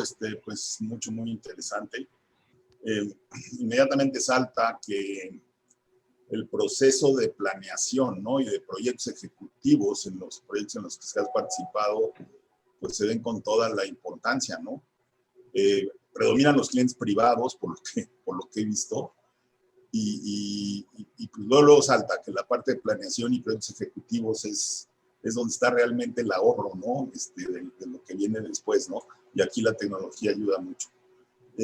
Carlos, no sé si bueno, adelante, Rodolfo, ¿quieres hacer algún comentario? No, sí, totalmente, que es la parte que necesitamos ayudar o educar o concientizar a los clientes, ¿no? Porque son muy dados a querer ya resultados muy rápidos, ¿verdad? Y precisamente el acortar etapas de planeación o de ingeniería es muy malo para el proyecto, ¿no? Correcto. Carlos, adelante. Preguntas. Muy bien, muchas gracias, doctor. Una exposición muy clara, muy interesante que pues, nos muestra verdaderamente el uso de la tecnología computacional. Y lo que usted decía, pues en estos cambios tecnológicos, la innovación, la tecnología está al alcance, está disponible, pues lo importante es familiarizarnos, aprender a usarla en los proyectos. Yo recuerdo en una conferencia que tuve oportunidad de escuchar del señor ingeniero Francisco García Jarque. Él comenzaba preguntándose, ¿se construye como se diseña? ¿Usted qué opina? ¿Se construye como se diseña o qué tan complejo es construir como lo hace el señor? Porque una realidad es que tenemos a los mejores diseñadores del mundo, están a la altura de los mejores, o a lo mejor al revés, los otros del mundo están ya a la altura de nuestros grandes diseñadores de estructuras y tenemos la tecnología. Entonces, ¿se construye realmente como se diseña? Yo creo que no siempre, ¿no? Y es lo grave, ¿no? Sí, desafortunadamente no siempre. Y creo que a veces este ímpetu por tener resultados, por ver la estructura nacer o verla ya empezar a construirse, hace que se presione, como decíamos, las etapas de la planeación y de la ingeniería. Entonces lo que sucede es que se empiezan a traslapar, ¿no? Y entonces cuando se empiezan a traslapar, empiezan a suceder cosas en campo, a veces no visualizadas, ¿verdad? Porque no se tuvo el suficiente tiempo para estudiarlas, ¿verdad? Y entonces empiezan a darse soluciones en campo que no necesariamente son, pues, a veces las más adecuadas, y a veces no son dadas por la persona más adecuada, ¿no? Entonces, no, desafortunadamente no. Creo que entre entre más podamos defender la planeación, ¿verdad?, antes de la ejecución, vamos a lograr que las cosas se construyan más como se planean, ¿no? Pero si presionamos tanto la planeación a que arranque la ejecución, ¿verdad?, entonces se empieza a mezclar y empieza a no suceder, ¿no? Yo creo que sí necesitamos más tecnificación. Yo me acuerdo mucho y les comento normalmente este ejemplo. Nos hablaron en una ocasión de era una maquiladora, creo, algo por el estilo, y querían hacer un mezanín. Y nos hablaron a petición de la concretera que ya estaba a punto de colar pues la losa de este mezanín. Es un mezanín pequeño, ¿no? Y le llamó la atención a alguien de la concretera, decir, oye, es que esto se ve raro, ¿no? ¿Por qué no pides que alguien le eche un vistazo, ¿no? Y bueno, nos fuimos para allá. Era una estructura metálica con una losa acero, ¿no? La losa acero tiene unas nervaduras, ¿verdad? Trabaja en un sentido, ¿verdad? Y primera cosa que notamos es que la losa acero estaba orientada mal, ¿no? Estaba orientada en vez del claro corto, el claro largo, ¿verdad? ¿Por qué? Porque resulta que alguien de compras, ¿verdad?, se dio cuenta de que si la orientaba en el otro sentido, iba a tener menos desperdicio, ¿no? Entonces le cambió la configuración de uno a otro sentido, ¿no? Pero el problema no terminaba ahí. El problema terminaba en que el proyecto estructural, ¿verdad?, pedía unas conexiones a momento, soldando los patines de las vigas a las columnas, ¿verdad? Y el herrero que hizo el trabajo, ¿verdad?, el herrero que tomó el plano estructural muy bien hecho, muy bien calculado, ¿verdad?, dijo que eso iba a generar mucho calor en la unión y no era conveniente. Entonces era mejor no conectar los patines, ¿no? Yo creo que pues él lo que estaba pensando es en ahorrarse el costo de la soldadura, que es una parte importante en el precio, ¿verdad? Entonces no lo conectaron. Entonces lo que estaba diseñado como una estructura a momento era una serie de columnas en cantilever, ¿no? Y no terminaba ahí el problema, ¿no? Resulta que además los niveles estaban mal y este mezanín iba a conectar a otro mezanín ya existente, pero en vez de colar los 8 centímetros que estaban previstos por encima de la cresta, iban a tener que colar 20 centímetros, ¿verdad? Porque se les había, pues, montaron las cosas mal, ¿verdad? Y entonces iban a echarle como 12 centímetros más de concreto encima, ¿no? Afortunadamente, ¿ya?, alguien lo vio raro, levantó la mano, le hicieron caso, no como a veces que no hacen caso, ¿verdad? A veces levantan la mano y nadie hace caso. En este caso alguien hizo caso, pero desafortunadamente no, ¿no? Desafortunadamente, yo creo que los dos grandes retos son asegurarnos que la calidad de la construcción suba al nivel de la calidad de los proyectos que podemos entregar. Y el otro gran reto es defender que es vital dejar el suficiente tiempo de planeación para un correcto desarrollo de las obras. Es para beneficio de todos, ¿no? De la seguridad, de la economía, ¿verdad? Inclusive de tiempos, ¿no? Muchas gracias. Tenemos también un buen auditorio en el Facebook que nos están siguiendo, están observando la conferencia en otras entidades de la República. Tengo una pregunta de Edgar Arturo Jiménez. Con base en su experiencia, ¿cuál podría decir que es el porcentaje de tiempo y costo aproximado que se ahorra en elaborar un proyecto con tecnología BIM en vez de elaborarlo con programas o tecnología 2D? Uh-huh. No, pues es una pregunta complicada porque depende mucho del proyecto, ¿no? Entonces voy a tratar de hacer mi mejor esfuerzo de contestarlo, ¿no? Tal vez voy a empezar por el costo del personal que se involucra en un proyecto 2D y en un proyecto BIM, ¿no? Los modeladores pueden estar percibiendo, pues no sé, del orden de fácilmente un 30% más que un sueldo de un dibujante convencional, ¿no? Entonces, si lo vemos solamente por plantilla de dibujantes versus plantilla de modeladores, pues ahí probablemente hay un sobrecosto ya de un 30%, ¿no? Sin embargo, pues no nos podemos quedar con esa comparación, ¿no? El número de horas que se le dedica al proyecto, el problema es que se incrementa también, ¿no? O sea, como estamos haciendo un modelado ya no con 3 rayitas para simular una trave, ¿no? Sino estamos modelando la trave, ¿verdad?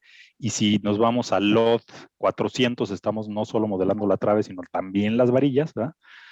Pues se aumenta radicalmente, exponencialmente el número de horas que se requieren para hacer este trabajo. Sin embargo, si nos quedamos en el LOD 350, ¿no? Que digamos que sería para comparar similares niveles de desarrollo, ¿no? El BIM, el LOD 350 contra unos planos ejecutivos hechos en AutoCAD, pues no sé, yo pensaría que el número de horas que se le dedican deben andar del orden de un 15-20% más, dependiendo del proyecto, ¿no? O sea, si son proyectos muy sofisticados, pues el AutoCAD demandaría mucho más horas que un modelo Revit, ¿no? Si son un proyecto más estándar, digamos, tipo IKEA, ¿no? IKEA, la tienda de IKEA, pues es una tienda, es una nave grandota con marcos regulares, no es tan sofisticado, ¿verdad? En ese caso yo creo que las horas, ¿verdad? BIM a nivel 350, LOD 350 y las horas AutoCAD, pues probablemente sean 5 o 10% más en el BIM, pero tienes la gran ventaja de que te estamos dejando una plataforma con mucho más información, ¿no? O sea, estamos dejando una plataforma de la cual luego puedes extraer muchas más cosas que del AutoCAD no vas a poder extraer, ¿no? Entonces, la comparación es difícil, ¿no? Creo que si usamos, creo que por ahí puedo concluir yo creo que mi respuesta. Si pensamos en BIM solamente como una plataforma para hacer planos, ¿verdad? Creo que estamos, como solía decir Julio Damir Ríos, ¿no? Estamos matando pulgas con aplanadora, ¿no? Yo creo que más bien lo que debemos visualizar es lo que nos permite esta plataforma, ¿no?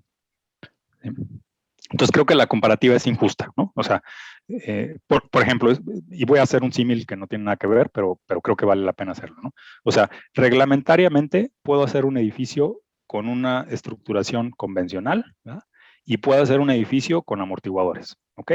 Los dos cumplen, ¿ah? Pero los dos después del sismo van a tener un comportamiento muy diferente, ¿no?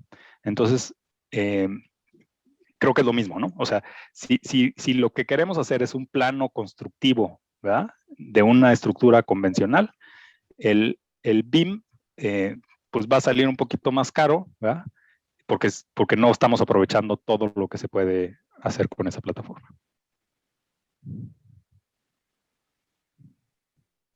Con respecto del proyecto de IKEA, el doctor Roberto Aguerrevere pregunta, en este proyecto, ¿hubo una gerencia de proyecto? ¿Fueron ustedes? ¿Cuál sería un ejemplo del siguiente nivel en este caso? No, en el caso de ese proyecto, nuestro alcance fue solamente estructural. Entonces, hubo una gerencia de proyectos, sí.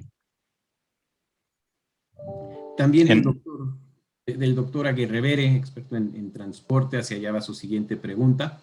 ¿Qué casos conoce de aplicación de BIM a obras de infraestructura de transporte u otras que no sean edificación? ¿A qué nivel llegó y qué experiencia dejó? En el caso de México, no hemos tenido gran participación en proyectos de infraestructura y transporte reciente. Entonces, no nos ha tocado participar, ¿no? Lo que sí puedo comentar es que pues, la oficina sí ha estado involucrado en otros proyectos en otros países. Hemos participado en el metro de Chile y ahorita estamos participando en el metro en Colombia y en ambos casos se han estado haciendo con BIM, ¿no? Tal vez lo más cercano sería aeropuertos, ¿no? Que el ejemplo que les mostré es el nuevo aeropuerto, bueno, el edificio procesador de Tijuana, y ese está hecho en BIM, ¿no? El ingeniero Pepe Arta Sánchez, ¿sabe si se utilizó esta tecnología en los 3 grandes proyectos de esta administración federal, como es el aeropuerto Felipe Ángeles, la refinería de Dos Bocas y el Tren Maya? ¿Y cree que se podría hacer un levantamiento con esta tecnología de la línea 12 del metro para detectar zonas de alto riesgo? De los 3 grandes proyectos no estamos involucrados, entonces no tengo conocimiento. Sí sé que el edificio, la terminal cancelada, la de Texcoco, digamos, sí estaba utilizando tecnología BIM para todo, ¿no? Inclusive estaba utilizando LOD 500, porque me tocó ver algunos de los trabajos que se estaban haciendo para las losas de cimentación que se construyeron. O sea, todos los planos del despiece de varillas y demás estaba modelado en BIM. Entonces, sí. Y la segunda parte de la pregunta era sobre... Sí, sí, se podría hacer un levantamiento con esta tecnología de línea 12 para detectar zonas de alto riesgo. Sí, el escáner que les describía que hemos utilizado en naves industriales, ¿no? Para hacer el levantamiento as built, digamos, de dónde pasan todas las tuberías y dónde están, de qué tamaño son los ángulos en las armaduras y todo eso, sin tener que tener a un topógrafo, ¿no? Sino sacando con imágenes un escaneo. Ese mismo escaneo se podría usar en la parte inferior, digamos, se va recorriendo, ¿no? El escaneo se va recorriendo y se puede hacer un escaneo por la parte inferior y por la parte superior para ver exactamente dónde están los rieles, ¿no? Dónde están las tuberías y dónde están las vigas también en la parte de abajo, ¿no? Sí, y con eso podríamos identificar, pues si hay, podríamos identificar temas geométricos, ¿no? Podríamos ver exactamente la flecha en cada punto, ¿verdad? Obviamente no, para determinar si hay fracturas en puntos de soldadura o cosas por el estilo, tendríamos que hacer un estudio ya más detallado, ¿no? O sea, tendríamos que hacer laboratorio ahí localmente, ¿no? Pero un primer barrido con este escaneo me parece que sería muy útil. Inclusive, yo he por ahí sembrado la inquietud, que me parece muy interesante. Ahorita el escaneo no es muy caro, es un equipo, pues ya que cada vez es más común, y hacer un escaneo de una estructura no es tan complicado. Entonces, una de las cosas que podrían implementarse como requisito para inicio de operaciones de algunas obras podría ser el tener un levantamiento, además de los planos as-built, tener un escaneo cero, porque en ese escaneo cero sabríamos si cuando se terminó el edificio tenía desplome o no y de cuánto, ¿verdad? Se queda un escaneo o sea, es como cuando uno va al doctor, ¿no? O sea, periódicamente si va uno al doctor, pues ahí le conservan su electrocardiograma o lo que sea, o la radiografía, ¿no? Igual, ¿no? Entonces, si iniciamos una carretera, ¿verdad? O un puente, se puede hacer un escaneo del puente para ver cuáles son las flechas, ¿verdad? Que tienen de arranque el puente, y en caso de duda hacia adelante se puede hacer un nuevo escaneo de tal manera que uno pueda contrastar los dos escaneos, ¿verdad? Y saber si a lo largo del tiempo hubo algún movimiento, ¿no? Muchas gracias. Están pidiendo el video y la presentación. Les recuerdo que todos los videos de estos jueves de tecnología están en el canal de YouTube del 6M oficial. Ahí están todos los jueves de tecnología. Eduardo Valencia, voy primero con Arnulfo Juárez. ¿Cuál es el software de análisis y diseño que mejor se adapta a BIM, SAP, TAPS, Robot u otro? ¿Cuál sugiere? Por experiencia, el que hemos estado usando más es SAP y ETAPS, ¿no? Robot no lo utilizamos normalmente y es, digamos, no es transparente totalmente, pero sí, pero no es tan complicada la interfaz entre uno y otro. Complementando un poco su respuesta anterior, aquí comenta el ingeniero Salvador Fernández de Castillo que sí se ocupó un escáner láser la misma noche del accidente en la zona 0 de la línea. Correcto. Eduardo Valencia, ¿el esquema de precios unitarios para los presupuestos sigue siendo aceptable para proyectos complejos y con clientes internacionales en comparación con presupuestos a precio fijo o a precio máximo garantizado? Depende del cliente, ahora sí, ¿no? Normalmente pues los desarrolladores o los proyectos de iniciativa privada que me ha tocado participar, normalmente es un esquema de precios unitarios, ¿no? Algunos de los componentes a veces sí son precio máximo garantizado, ¿no? Pero La última pregunta es del doctor Sergio Alcocer, dada su trayectoria también en este tipo de proyectos, estructurista. Yo le pediría, doctor Alcocer, si puede usted tomar la palabra. Muchas gracias, Carlos. Muy buenas tardes, muy buenas noches a todos. Y bueno, primero que nada, felicitar a Rodolfo, y con quien además me una amistad y con un profundo respeto y aprecio.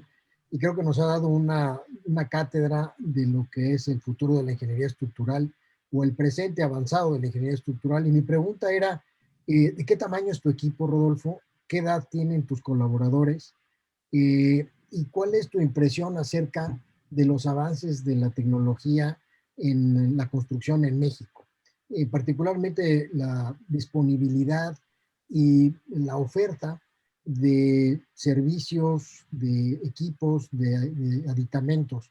Y esto me surgió por una de tus diapositivas del armado de Chapultepec 1, que es un armado fantástico de cantidad de refuerzo, y en donde no hay barras con topes, porque en México no tenemos barras con cabeza. Y te han de haber salido unas longitudes de desarrollo fantásticas, que bueno, pues para beneplácito de Sicarza y demás, pues qué bueno que así te salieron, pero pues sería deseable utilizar otro tipo de soluciones que no están disponibles en México. Entonces, creo que nuestro país en esto somos demasiado, digamos, provincianos, y nos cuesta trabajo importar soluciones de este tipo o desarrollarlas en su caso, ¿no? Entonces, perdón que ha sido ya más que una pregunta, un comentario, pero me gustaría conocer tu opinión. Y gracias, Carlos. sí, gracias, Sergio. Un gusto, como siempre. Del tamaño del equipo, bueno, el equipo acá en México somos 210 personas, sin embargo tenemos todas las áreas, ¿no? O sea, tenemos gente que hace ingeniería eléctrica, hidrosanitaria, supervisores de campo, etcétera, ¿no?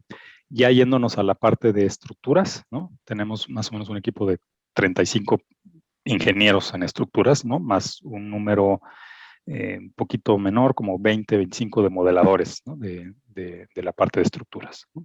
El de las edades, pues varían mucho, sin embargo, sí se tienden hacia edad joven, ¿no? Y tenemos una mezcla realmente, ¿no? O sea, tenemos desde alumnos que hacen su práctica profesional a veces con nosotros, ¿no? Por algún periodo, el verano o algo por el estilo. Bueno, hacían, ¿no? Porque ahorita con la pandemia no hemos tenido ningún tipo de ese programa de intercambios. Recién egresados, con algunos 5 o 6 años de experiencia, y luego algún equipo ya más fuerte de liderazgo con maestrías, ¿no? Entonces, digamos, es variado, ¿no? Tal vez de los supervisores de campo o de los ingenieros más experimentados, hay edades rondando los 40, ¿no? Pero, digamos, la gran mayoría, o como un promedio, pues probablemente ande como promedio, no sé, 35, tal vez, ¿no? 32, ¿no? No sé, o sea, luego de la implementación de la tecnología en México, sí, caray, es a veces frustrante, ¿no? Porque hay cosas maravillosas, ¿verdad? Que nos podrían hacer la vida mucho más sencilla, que inclusive sabemos que se comportan mejor, ¿no? Y desafortunadamente no, hay todavía resistencia. A veces es muy común que nadie quiera ser el primero, ¿no? O sea, me acuerdo mucho cuando después del sismo del 85, con Martín Romero pusimos varios edificios con amortiguadores HADAS, ¿verdad? Y pues no fue tan complicado, porque pues era eso o la demolición o un reforzamiento de todas maneras con pues con muchísimo costo, ¿no? Pero hoy en día es difícil, ¿no? O sea, todo el mundo quiere saber en dónde más lo hemos aplicado, ¿no? Él no quieren ser el primero, ¿no? Entonces sí es desafortunadamente, no sé, pues desmotivante a veces, ¿no? Porque sí, hay mucha tecnología que podríamos aprovechar y no nos hace menos, ¿no? Es simplemente, ¿no?, usar algo que ya existe. Digo, nadie tenemos problema en usar los celulares, ¿no? Que aunque los hagan en China o ¿no?, en Taiwán o no sé dónde sea. Gracias. Aquí, esta imagen nos la manda Miguel Salvador Fernández del Castillo, en donde se puede apreciar el escáner. Desconoce la empresa que sea, pero ahí se puede apreciar el escáner que se ocupó la noche del accidente, del desplome en la zona 0 del metro. Había dicho que era la última pregunta, para cerrar con la del doctor Alcocer. De Facebook nos llegó una, Eduardo Cabrera. ¿Qué experiencia tiene en instrumentación de desempeño estructural? En México no hemos logrado instrumentar todavía ningún edificio. Sí hay iniciativas para hacerlo en algunos de ellos, sin embargo, nosotros directamente no hemos tenido instrumentación. Hemos tenido, pues, monitoreo durante las etapas de construcción, ¿no? Plomeos, hundimientos, ese tipo de cosas. Durante el movimiento de la casa catalogada, por ejemplo, en Torre Reforma también, ¿no? El levantamiento, monitoreo de grietas, etcétera. Pero ya durante la operación, a nosotros no nos ha tocado todavía. Es algo que también tenemos ahí en la lista de lo que nos gustaría hacer. Muy bien, pues muchas gracias por sus respuestas, doctor Báez. Le agradezco mucho, fue una ponencia sumamente interesante. Como decía el doctor Alcocer, es pues ya el presente y el futuro de ingeniería estructural. Adelante, Mauricio. Sí, bueno, cuando iniciamos estos jueves de tecnología, creo que la práctica de hoy es mucho lo que nos imaginábamos, ¿no? O sea, claramente cómo aplicar tecnología en los grandes proyectos de ingeniería civil, y Rodolfo nos acaba de dar una cátedra al respecto. Entonces, muy, muy agradecido. Obviamente, en todo este recorrido que hemos tenido de las 52 conferencias, pues cada uno de nuestros conferencistas ha aportado su conocimiento y ese matrimonio de la tecnología con la ingeniería civil, ¿no? Por supuesto, siempre decimos que la tecnología es una herramienta. Los ingenieros son los que interpretan los resultados que salen de todos estos modelos, ¿no? Y creo que es muy importante estar recalcando eso todo el tiempo, porque la tecnología sola nunca va a ser más sola. No sería un comentario. Bueno, antes de darle su aplauso a Rodolfo, un par de anuncios. Como saben, vamos a lanzar ya la convocatoria del premio de tecnología del colegio, el premio al mérito tecnológico del colegio, ¿no? Entonces, pues hay que estar pendientes. Yo creo que aquí tenemos, pues a lo largo de estas 52 sesiones, pues tenemos muchos candidatos que pueden ser merecedores de ese premio. Entonces, estén pendientes. Creo que hay algo interesante ahí, ¿no? Que puede ayudar a que se adopte más tecnología en nuestra profesión. Y el otro anuncio, le quiero ceder la palabra a Salvador Fernández del Castillo García, quien ha estructurado un curso de drones para el CAPIT, para el Centro de Actualización Profesional del Colegio. Adelante, Chava. Sí. Hola, buenas tardes, buenas noches. Pues agradezco la oportunidad. Hemos trabajado con el CAPIT en desarrollar un curso para básico, digamos, muy básico, muy elemental, para el uso de drones.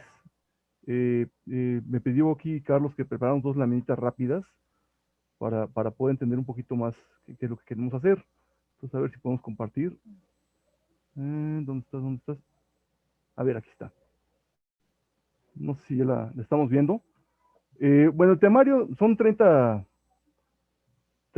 horas de curso rápidamente y el tema es el siguiente. O sea, lo primero es entender qué es la fotografía.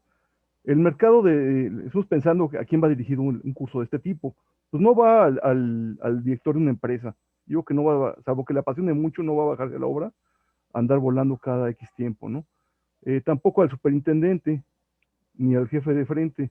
Yo creo que el jefe de obra es quien va a estar aquí metido, porque es la que empieza a subir, ¿no? Al que empieza a empaparse todo. Entonces, un tema muy importante que hemos visto ante los trabajos que hemos hecho es la fotografía, saber tomar una buena fotografía, y sobre todo en fotogrametría, saber trabajar una buena fotografía para que el modelo quede muy bien. La segunda, que es importantísimo, la normatividad y las condiciones mínimas de seguridad. Yo les voy a decir una cosa, un accidente entre un helicóptero y un dron en la Ciudad de México es cosa de tiempo. Hay una bola de chamaquitos que no respetan ni a su mamá, que están volando arriba de 120 metros, se meten en las trayectorias de los helicópteros, y si tienen la oportunidad de platicar con cualquier piloto de helicóptero, cada semana hay un avistamiento cercano. Entonces, la seguridad es importantísima. El tema 4, vamos a ver qué es el sistema de la aeronave pilotea a distancia, los multirotores y las alas fijas. Podemos ocupar una ala fija aquí. El quinto es la operación de los drones, de los RPAS, y nos metemos un poquito a algo muy básico de fotogrametría.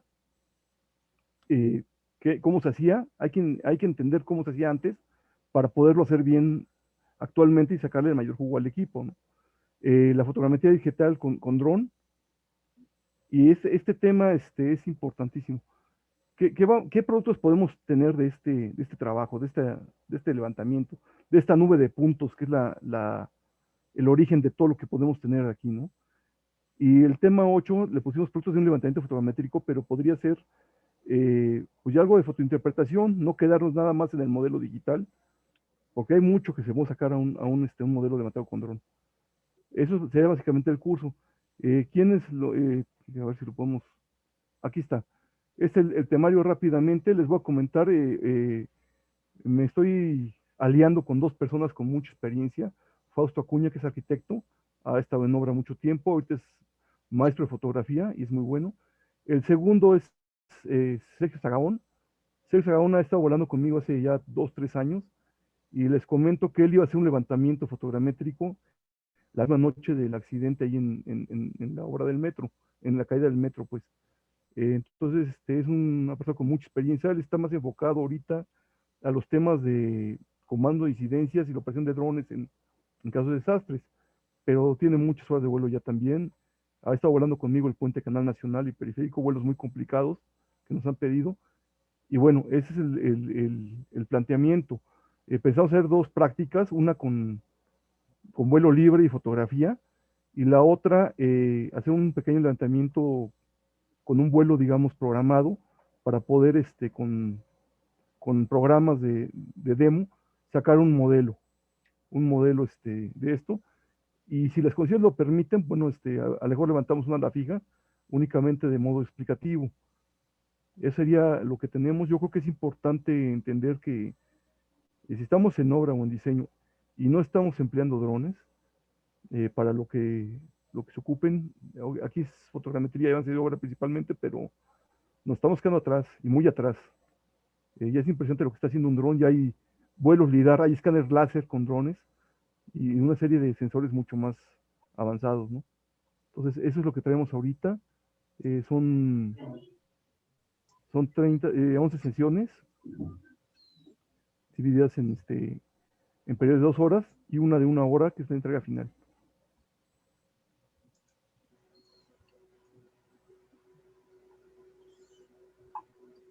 No sé si...